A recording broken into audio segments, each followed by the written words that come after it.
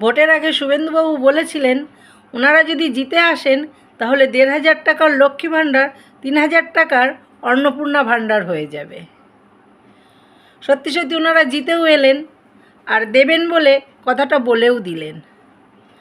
বললেন 1 জুন থেকে সবার অ্যাকাউন্টে টাকা ঢুকবে, তার জন্য কোনো ফর্ম ফিল আপ করতে হবে না, কোথাও যেতে হবে না, কোনো সাইবারে যেতে হবে না, শুধু ডিবিডি লিঙ্ক করতে হবে।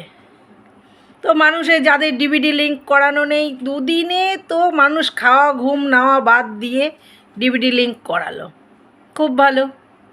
তারপর হঠাৎ মন্ত্রী অগ্নিমিত্রা বলে উঠলেন যে এখনও পোর্টাল রেডি হয়নি, এই মুহূর্তে টাকা দেওয়া যাবে না। ভাবুন একবার। তারপরে আবার শুভেন্দুবাবু বলে উঠলেন যে আমি আর অগ্নিমিত্রা একটু আলোচনা করে নিয়ে একটা ফর্ম রেডি করব, সেটা ফিল আপ করলেই হয়ে যাবে। তার একদিন পরে ফর্ম বেরোলো, সেটা ফর্ম না অন্য কিছু মানুষ জানে। চিত্রগুপ্তের খাতাও ফেল হয়ে যাবে। 12 পাতার একটা ফর্ম, যেখানে 14 গোষ্ঠীর সবার যা যা ডকুমেন্টস আছে দিতে হবে।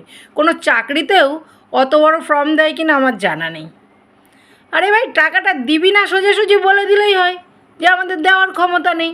ওরা তো ওরকম অনেক প্রতিশ্রুতি দিয়েই রাখছে না, শুধু একটাই রেখেছে, যেটা বলেছিল আমরা পশ্চিমবঙ্গে এলে বুলডোজার চলবে, তো চলছে। প্রতিশ্রুতি রাখতে তো কত কিছুই পারছে না, নারী সুরক্ষা দেবে বলেও দিচ্ছে না। তো সেখানে দাঁড়িয়ে এটাও বলতো যে আমরা দেবো না। দেবে না যখন মুখে সরাসরি বলে দিলেই হতো।